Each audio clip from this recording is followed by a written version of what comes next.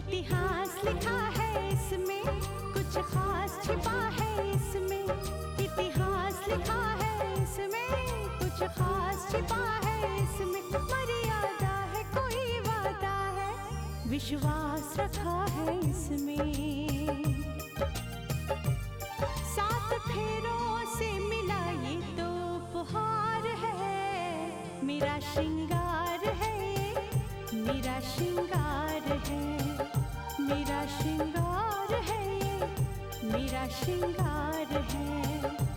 मंगलसूत्र मंगलसूत्र मंगलसूत्र मंगलसूत्र मंगलसूत्र मंगलसूत्र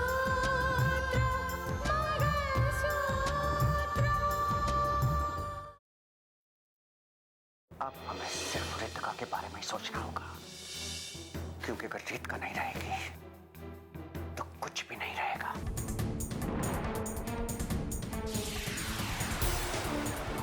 एक तो रोहित की हालत बहुत नाजुक है और साथ ही पुलिस की खास हिदायत है कि रोहित के करीब किसी को ना जाने दिया जाए,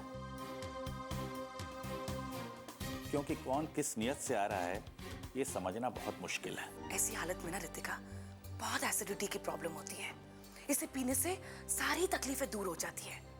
इसे पी लेना। हाँ, भगवान इतनी बड़ी नाइंसाफी आपके साथ नहीं करेंगे। भैया हिम्मत से काम लीजिए, ऐसा नहीं होगा।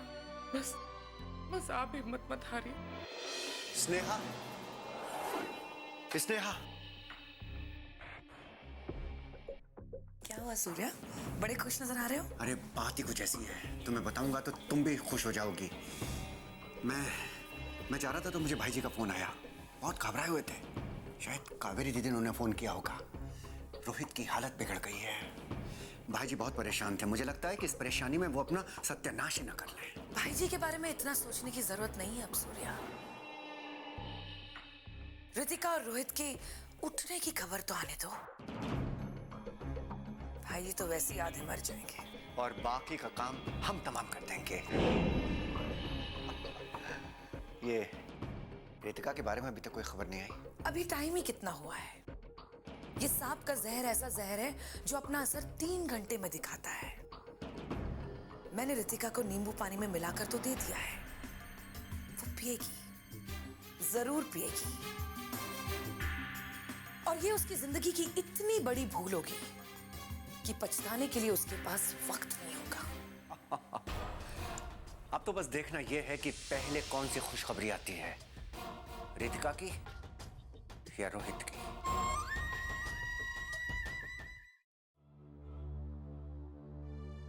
ये सारी फाइलें आ गई? तो शैलेंद्र, और कितने काम है जो निपटाने बाकी हैं? ये रही आपके पास। अब आप लीव लेने वाली मैडम, तो आप खुद ही देख लीजिए कौन कौन से काम जरूरी है। देखना तो है।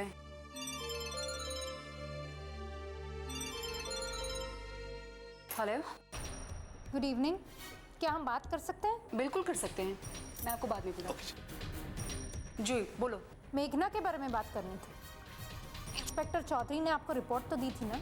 हाँ, उन्होंने मुझे बताया कि मेघना इस केस में इन्वॉल्व नहीं है। हाँ, उसकी कही हुई हर बात सच साबित हुई। मैंने मेघना की गाड़ी भी चेक करवाई, जिस गाड़ी से वो आई थी। पिछले कई दिनों से वो गाड़ी ना तो धोई हुई है और न ही साफ की गई, बल्कि उसके ऊपर बहुत सी धूल मिट्टी भी जमी हुई है।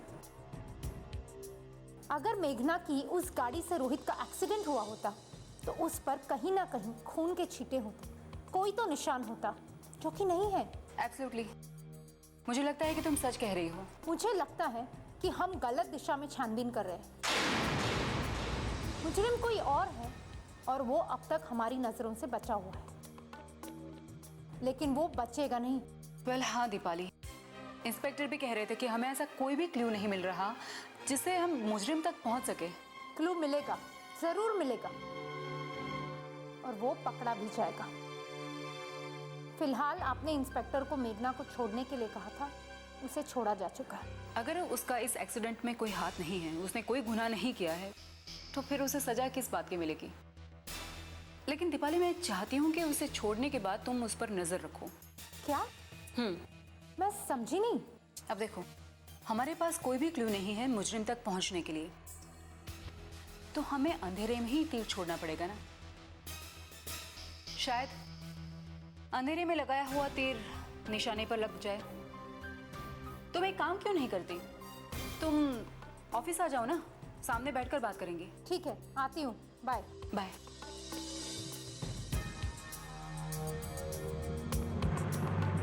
डॉक्टर साहब, मुझे कुछ ठीक नहीं लग रहा है। देखिए, 2 दिन हो गए हैं, रोहित को अभी तक होश नहीं आया। प्लीज आप मेरे बेटे को बचा लीजिए। देखिए, हम कर भी क्या सकते हैं। उसके सिर पर और कमर में इतने गहरे जख्म हैं कि उसका असर साफ नजर आने लगा है। उसे खतरनाक किस्म के झटके आ रहे हैं और उन झटकों की वजह से उसकी सांसें अटकने लगी हैं। सांसें अटकने लगी हैं? ये क्या कह रहे हैं आप? इसका कोई तो सोल्यूशन होगा, कोई तो इलाज होगा। देखिए, हमने अपने तरफ से ऑपरेट किया है और हम अपनी तरफ से पूरी कोशिश कर रहे हैं। वो हमारी ऑब्जर्वेशन में है, उसका हर पल केयर किया जा रहा है। अभी हमने उसे वेंटिलेटर में शिफ्ट किया है। तो फिर आपकी कोशिशें काफी नहीं है। देखिए, बुरा ना लगाए, लेकिन अगर इस हॉस्पिटल में उसका इलाज ठीक से नहीं हो रहा है तो उसे किसी बड़े हॉस्पिटल में शिफ्ट कर दीजिए।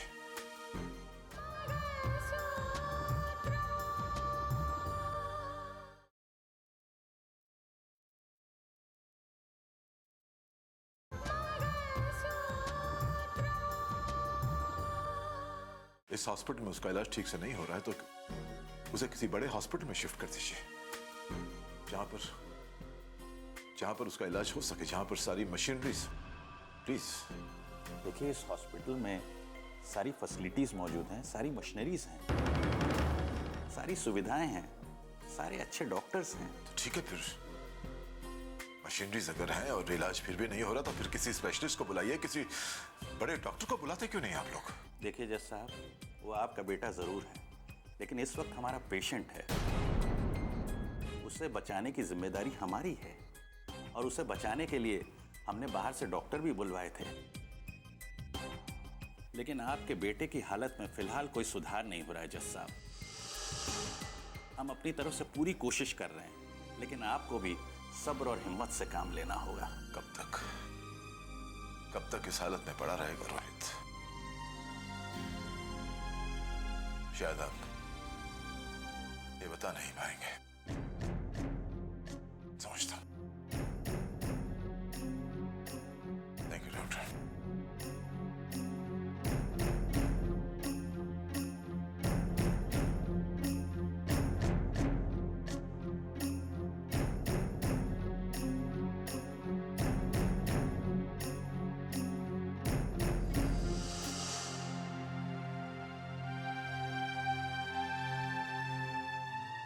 भैया, क्या कहा डॉक्टर ने? क्या करेंगे डॉक्टर्स? रोहित की हालत बिल्कुल वैसी की वैसी बनी हुई है। 2 दिन से उसे होश भी नहीं आया और अब कहते हैं डॉक्टर साहब के उसे कन्वल्शंस भी हो रहे हैं। उसके सर पर जब चोट लगी है उसकी वजह से। क्या? कावेरी, मैंने इन्हें सजेस्ट किया था कि हम रोहित को किसी और हॉस्पिटल में शिफ्ट कर देते हैं, लेकिन ये जरूरत नहीं समझते। कहते हैं कि यहीं पर सारी लाइफ सेविंग इक्विपमेंट है, सारी मशीनरी है। मैंने ये भी कहा कि किसी स्पेशलिस्ट को बुला लेते हैं। पता नहीं, समझ में नहीं आता कावेरी क्या। मैं रितिका से बात करके देखता हूँ।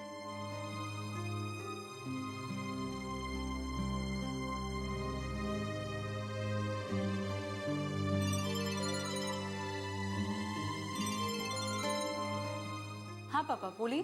कहाँ हो तुम? मैं ऑफिस में। तुम फौरन हॉस्पिटल आ जाओ। क्यों पापा? रोहित की हालत कुछ ठीक नहीं है। I don't trust this hospital. मुझे इस हॉस्पिटल पे भरोसा नहीं है।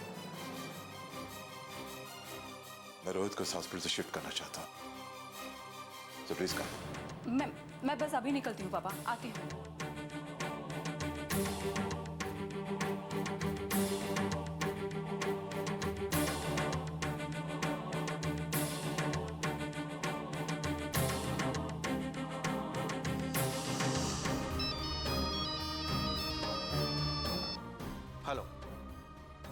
सूर्या कहाँ हो तुम? भैया मैं घर पे हूँ। क्यों, क्या बात है? ठीक है, तुम घर पे रहना, मैं तुम्हें थोड़ी देर में फोन करता हूँ। हो सकता है कि तुम्हें हॉस्पिटल आना पड़े। लेकिन बात क्या भैया? सूर्या, रोहित की हालत कुछ ठीक नहीं है, नाजुक है हालत। और मैं चाहता हूं कि हम किसी और हॉस्पिटल में चले जाएं। हाँ हाँ ठीक है।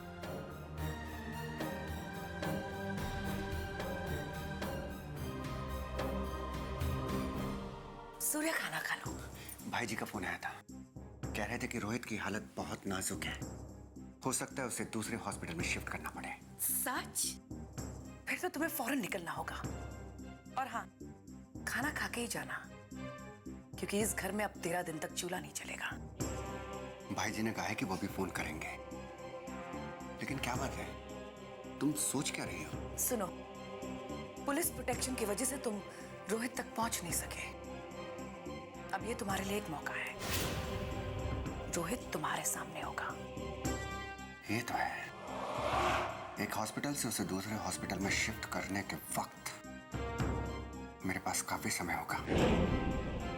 जो काम हमने अधूरा छोड़ा था उसे पूरा करने का अब सही मौका आया है। यही कहना चाहती हो ना तुम? हाँ, इससे बढ़िया मौका तुम्हें फिर नहीं मिलेगा। तुम चिंता मत करो, ये मौका मैं हाथ से नहीं जाने दूंगा।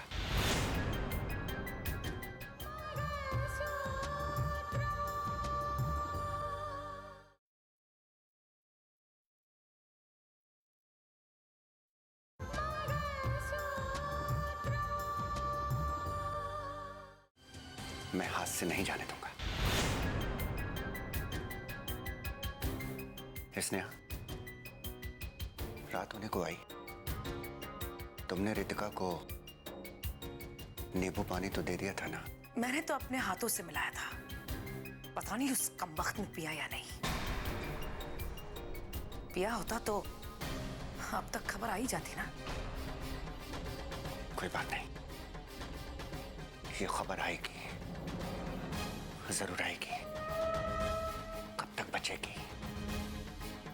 उसके हर कदम पे ऐसी मौत बिछा दो कि वो कहीं से बच ना सके।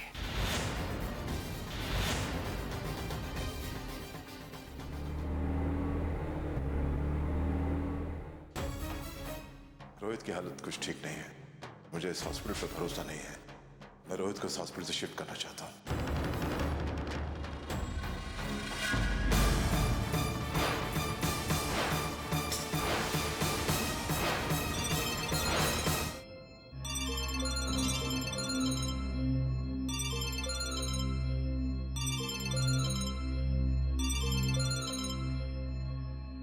हाँ दीपाली बोलो। सॉरी, मुझे पहुंचने में थोड़ी देर होगी। सॉरी दीपाली, एक्चुअली मुझे तुम्हें फ़ोन करना चाहिए था लेकिन मैं भूल गई।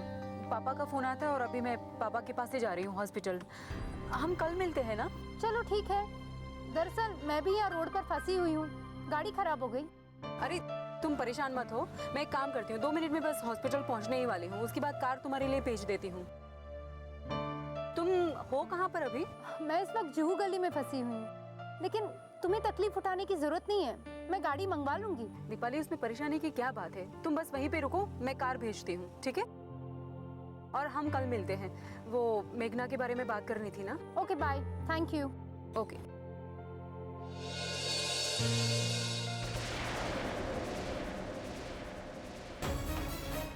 आज तक मैं स्नेहा का साथ देती रही, आज मुझे बचाने की बात तो दूर रही, स्नेहा देखने तक नहीं आई।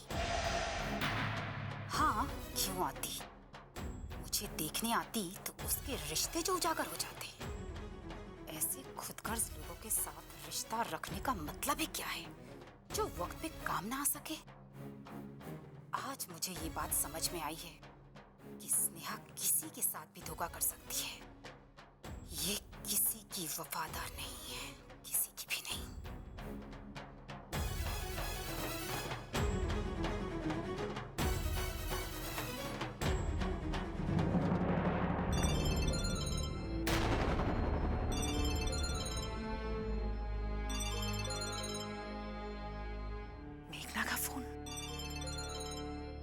फोन कैसे कर लिया? ये तो पुलिस लॉकअप में थी। कहीं इसने पुलिस को हमारे बारे में बता तो नहीं दिया?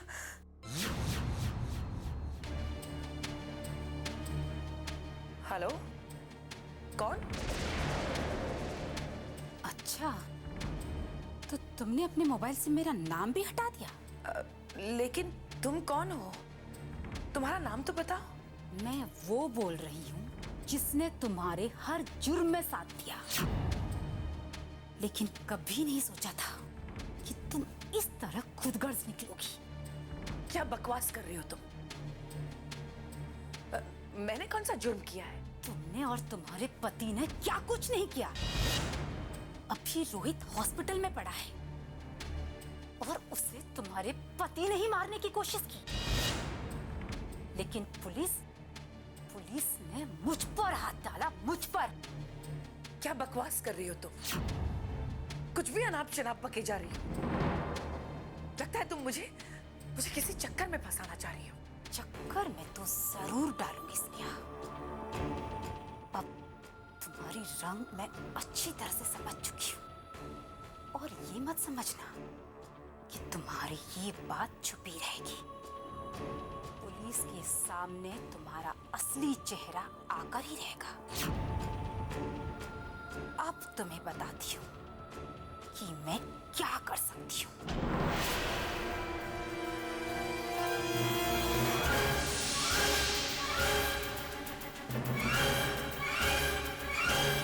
क्या ये पुलिस लॉकअप से बोल रही थी? ये सब क्या सोचकर बोल रही थी? अगर इसने पुलिस के सामने कुछ उगल भी दिया होगा ना, तो मैंने तो फोन पे कुछ भी कबूल नहीं किया। हाँ,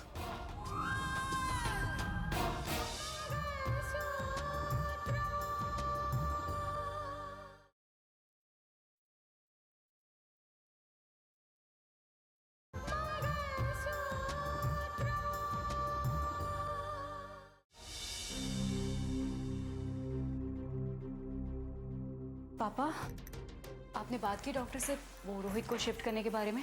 हाँ बेटा, मैंने बात की है। देखो, रोहित की हालत में कोई भी सुधार नहीं हो रहा है। He is not responding to the treatment। इसलिए मैं चाहता था कि उसे यहाँ से शिफ्ट करें, किसी बड़े हॉस्पिटल में ले जाएं या किसी स्पेशलिस्ट को दिखाएं। मुझे लगता है कि इस हालत में रोहित को शिफ्ट करना ठीक नहीं होगा। बिल्कुल। देखिए पापा, बुआ जी सही कह रही हैं। आपको जज्बाती होकर फैसला नहीं करना चाहिए। कल को अगर कुछ ऊंच नीच हो गई तो हमें पछताना पड़ेगा। रितिका, देखिए, जब इसकी हालत में कोई सुधार नहीं हो रहा है, यहाँ के ट्रीटमेंट पे वो रिस्पॉन्ड नहीं कर रहा, तो और क्या करें हम लोग?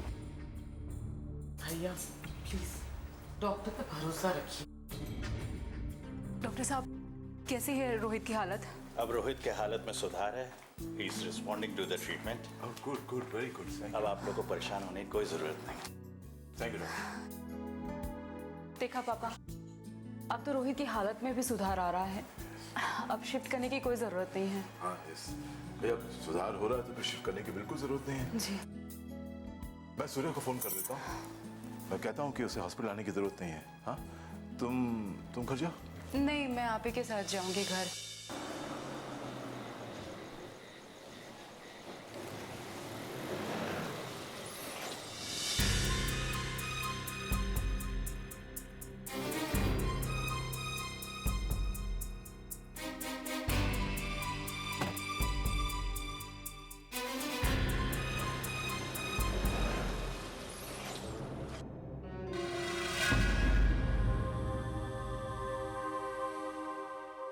लेकिन पापा, आप मेरी बात को समझने की कोशिश कीजिए।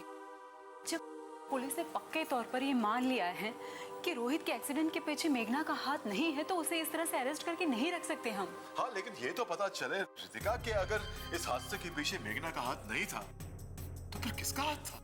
अरे कोई तो है जिसने रोहित को मारने की कोशिश की। भाई जी, ये पता लगाने से ज्यादा जरूरी है कि हमारा रोहित बच जाए, इस घर में वो वापस आ जाए। चाची, रोहित ठीक हो जाएगा। हमें उम्मीद है कि उसे कल तक होश भी आ जाएगा। बस एक बार रोहित को होश आ जाए ना तो सारी बातें सामने आ जाएंगी। रोहित ने जरूर देखा होगा कि गाड़ी कौन चला रहा था, स्टीयरिंग व्हील के पीछे कौन था। देखो, अगर ये एक मामूली सा एक्सीडेंट होता ना तो कोई बड़ी बात नहीं थी, लेकिन ये कत्ल करने की कोशिश है और ये एक बहुत बड़ी बात है। से एक बार मुझे पता चल जाए कि किसने मेरे बेटे को मारने की कोशिश की है, इस घर का दुश्मन कौन है, तो उसका ये हश्र करूंगा कि उसने जिंदगी में कल्पना भी नहीं की होगी।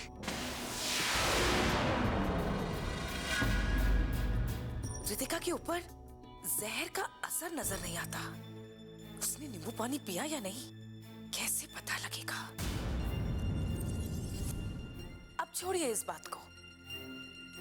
आप लोग दोनों थक गए होंगे, आप दोनों फ्रेश हो जाइए, मैं खाना लगवाती हूँ। मानस भी आ चुका है। ठीक है चाची। अरे रितिका, तुम्हारे खाने का टिफिन कहाँ है? तुमने खाना खाया ना? हाँ, खाना खाया ना मैंने। और वो नींबू पानी नहीं पिया क्या? नींबू पानी